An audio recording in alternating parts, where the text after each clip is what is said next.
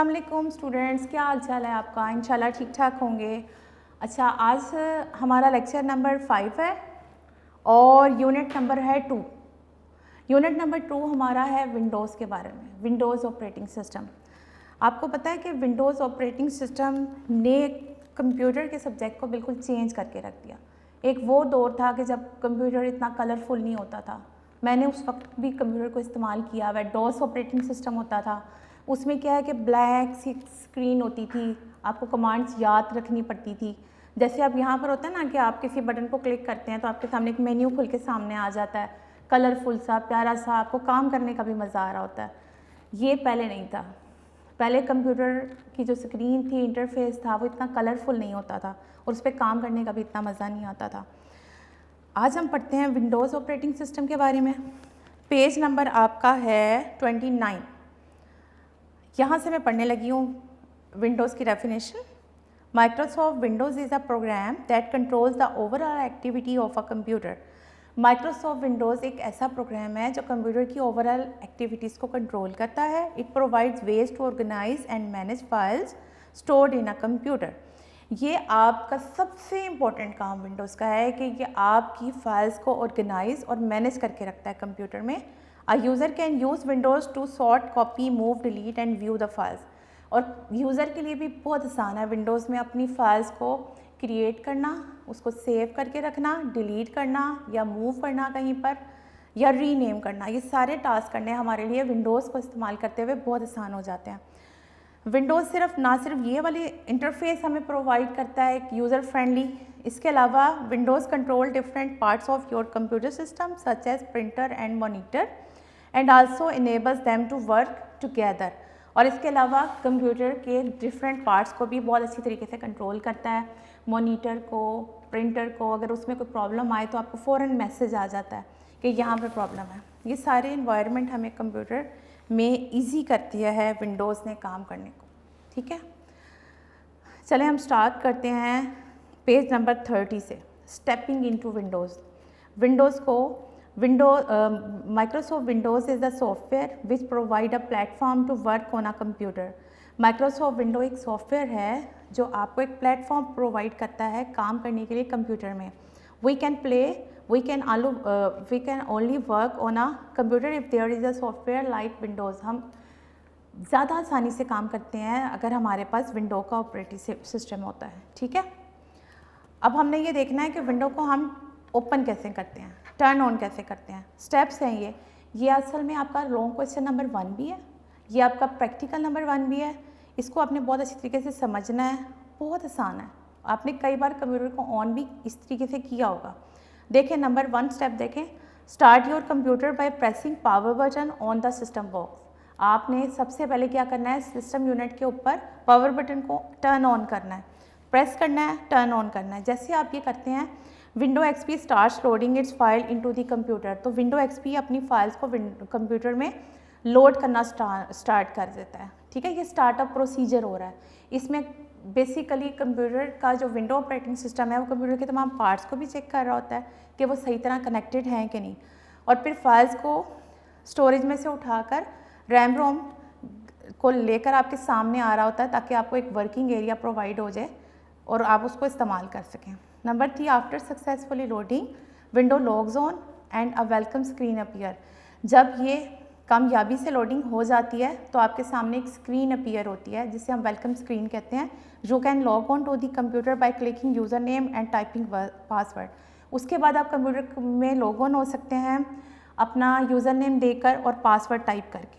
ठीक है, window desktop screen appear. अब आपके सामने विंडोज़ की स्क्रीन अपीयर हो जाती है, इस तरीके से आपके सामने डेस्कटॉप आ जाता है। ठीक है, अब हम ये देखेंगे कि डेस्कटॉप जब हमारे सामने आ जाता है तो उस पर हमें कौन कौन सी चीज़ें नज़र आती हैं।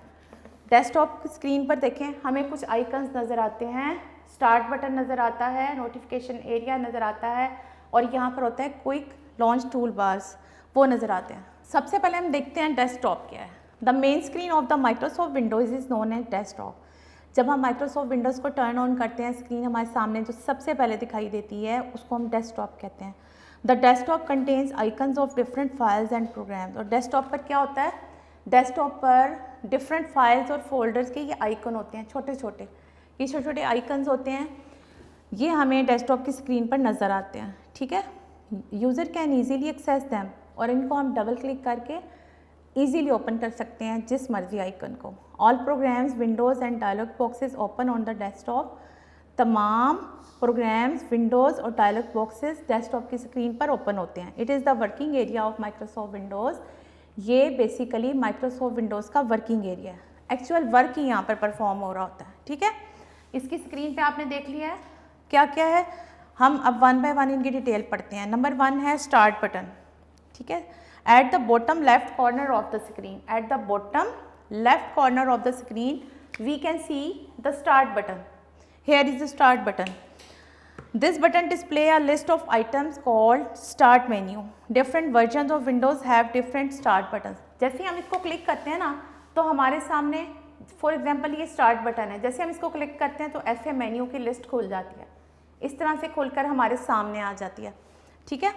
सो स्टार्ट बटन की मदद से भी हम ये जो सारे आइकन्स हम यहाँ से डायरेक्ट खोलते हैं ना, इनको हम यहाँ से भी ओपन कर सकते हैं। स्टार्ट बटन को क्लिक करते ही एक मेन्यू खुल के हमारे सामने आ जाता है जिसको हम स्टार्ट मेन्यू कहते हैं। अच्छा, एक बात ध्यान में रखें, जो स्टार्ट बटन की जो ये तस्वीर है ना, ये हर वर्जन में डिफरेंट होती है।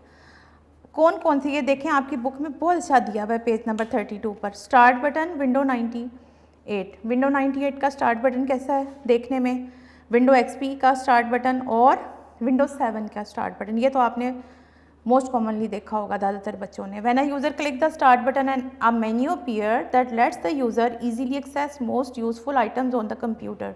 Start menu gives a complete control of the computer under one menu. एक मेन्यू के अंदर हमें पूरे कंप्यूटर का कंट्रोल मिल जाता है स्टार्ट मेन्यू के अंदर। ये आगे डिटेल उसमें लिखी हुई है कि कौन से मेन्यू से इस मेन्यू के अंदर हमें क्या क्या चीज़ें अवेलेबल होती हैं, ठीक है।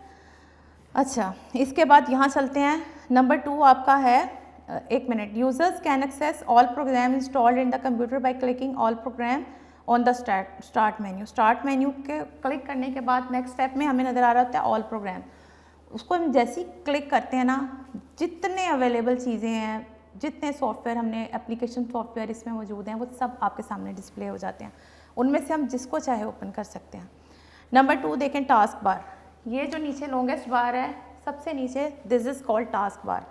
Task bar is placed at the bottom of the screen, ये स्क्रीन के बिल्कुल नीचे होती है। In the Microsoft Windows it include start button, quick launch tool bars. यहाँ पर क्या क्या नज़र आ रहा होता है टास्क बार पे, स्टार्ट बटन और यहाँ पर क्विक एक्सेस टूल बार्स होते हैं। वो टूल बार्स जो हमें बहुत जल्दी में चाहिए होते हैं कि बिल्कुल हमारे सामने हो, उनकी एक्सेस ईजी हो, उसको वहाँ से क्विकली हम यूज़ कर सकें, वो यहाँ पर आइकन्स होते हैं। उसके अलावा यहाँ पर टास्क बार बटन्स होते हैं और नोटिफिकेशन एरिया होता है, ये वाला एरिया कहलाता है नोटिफिकेशन एरिया। ये सारा हम ना डिटेल में आगे पढ़ेंगे।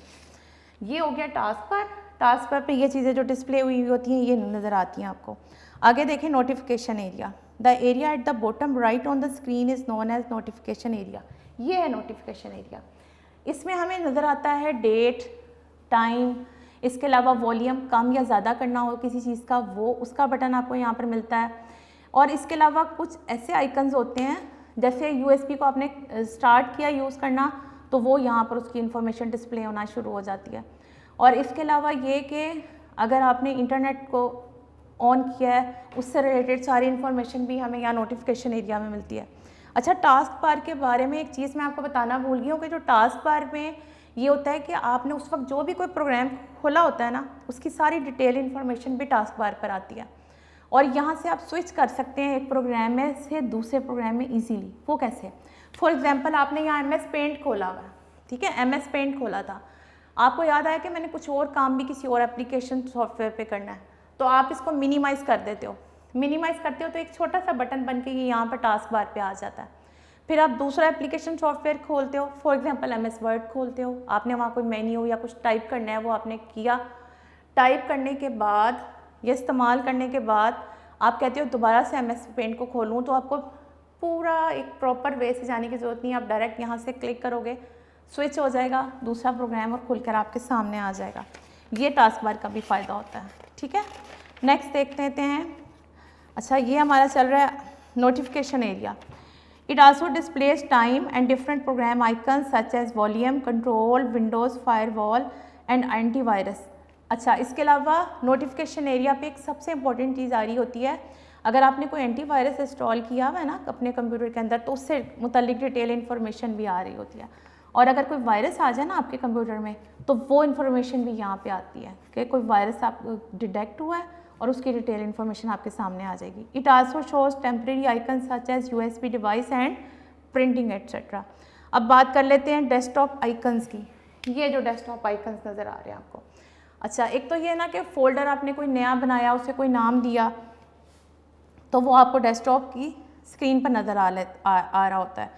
लेकिन कुछ आइकन्स ऐसे होते हैं जो बाय डिफ़ॉल्ट आते हैं. जब आप माइक्रोसॉफ्ट विंडो को इंस्टॉल करते हो तो बाय डिफ़ॉल्ट, यानी कि अभी आपने बनाया कुछ नहीं है, बने बनाए साथ आते हैं विंडोज़ के. उन आइकन्स के बारे में हम यहाँ बात करेंगे. पहले हम यह देख लेते हैं कि आइकन होता क्या है. Icon are the small images that represent different types of programs and files. Icons basically small images होते हैं जो रिप्रेजेंट करते हैं डिफरेंट टाइप्स ऑफ प्रोग्राम्स और फाइल को. जैसे कि मैंने आपको बताया था कि कोई भी फाइल या प्रोग्राम बनाएं, उसका शॉर्टकट बना के हम आइकन बना के यहाँ रख सकते हैं ताकि डायरेक्ट एक्सेस कर सकें. Desktop contain different types of icon. Following are the main 4 icons of the desktop. जो मैंने आपको 4 आइकन्स बताए हैं ना बाय डिफ़ॉल्ट विंडोज़ के साथ आते हैं, my document, my computer, recycle bin, Internet Explorer. ठीक है, सबसे पहले देख लेते हैं माई डॉक्यूमेंट्स को. My documents icon represent my document folder. My document icon क्या रिप्रेजेंट करता है? माई डॉक्यूमेंट फोल्डर को. It is use to save documents such as letters, reports, pictures and media files. ये हमारे जितने भी हमने डॉक्यूमेंट सेव किए किसी भी फॉर्म में है वो हमें माई डॉक्यूमेंट में नज़र आएंगे. By default there are 3 folders in my document folder. इसमें बाय डिफ़ॉल्ट जो आते हैं वो 3 होते हैं डॉक्यूमेंट, वो मैं आपको बता देती हूँ. माई music, my picture and my videos. अब माई म्यूज़िक में क्या होगा, आपने कोई भी सॉन्ग या ऑडियो कोई भी किस्म की चीज़ स्टोर की है वो माई म्यूज़िक में ऑटोमेटिकली चली जाएगी. पिक्चर डाटा होगा तो वो माई पिक्चर में चला जाएगा, और आपकी वीडियोज़ होंगी तो वो माई वीडियोज़ में स्टोर हो जाएंगी. इसके खोलने का तरीका क्या है? Double click the icon of my document from the desktop. आपने क्या करना है कि डेस्कटॉप पर जो माई डॉक्यूमेंट का फोल्डर होगा उसको आपने डबल क्लिक करना है.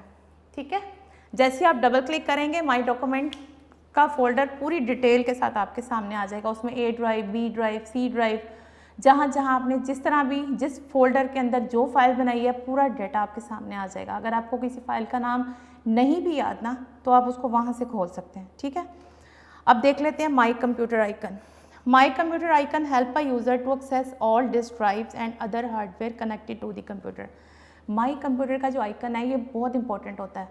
इसके अंदर तमाम हार्डवेयर डिवाइसेस की इंफॉर्मेशन मौजूद होती है. आपके कंप्यूटर के साथ कौन सा प्रिंटर अटैच है, प्रोसेसर की, हर तरह की इंफॉर्मेशन आपको माई कंप्यूटर से मिल जाती है. ठीक है, तमाम disk drives and hardware connected to the computer.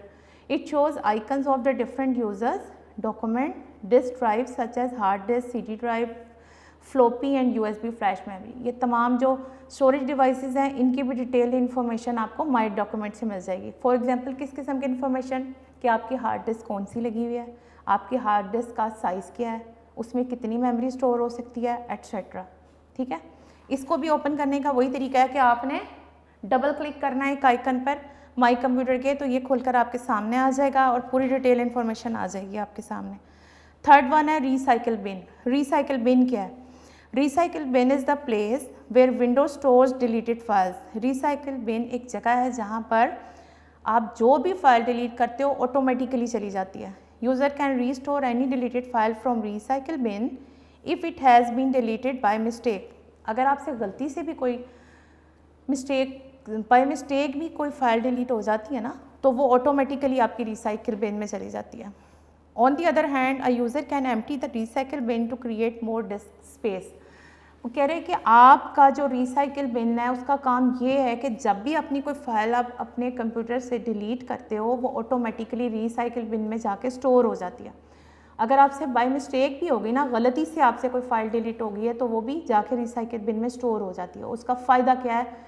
आपको चाहिए कि आपको लगा है कि गलती से मैंने ये फ़ाइल डिलीट कर दी थी, आपको वापस चाहिए, तो आप रीस्टोर बटन के ज़रिए रिसाइकिल बिन से वापस ला सकते हो वो फाइल. लेकिन अगर आपने रिसाइकिल बिन से भी उसको डिलीट कर दिया ना तो वो फिर फाइल वापस नहीं आ सकती। नेक्स्ट आपका है Internet Explorer. A user can access Internet Explorer by clicking its icon on the desktop. Internet Explorer can be use to search and view information on the world wide web.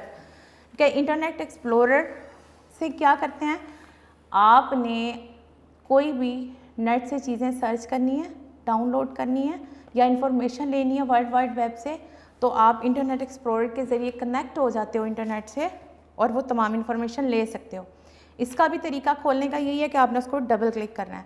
अब आपने ये देखना है कि आपको मैंने अभी बताया था कि विंडोज़ एक बड़ा पावरफुल ऑपरेटिंग सिस्टम है। वो कौन से फीचर्स हैं जो विंडो को इतना इंपॉर्टेंट बना दिया है हमारी लाइफ में जिसने, ये देखें पेज नंबर 37 पर आए। Microsoft Windows provide a platform to work on a computer.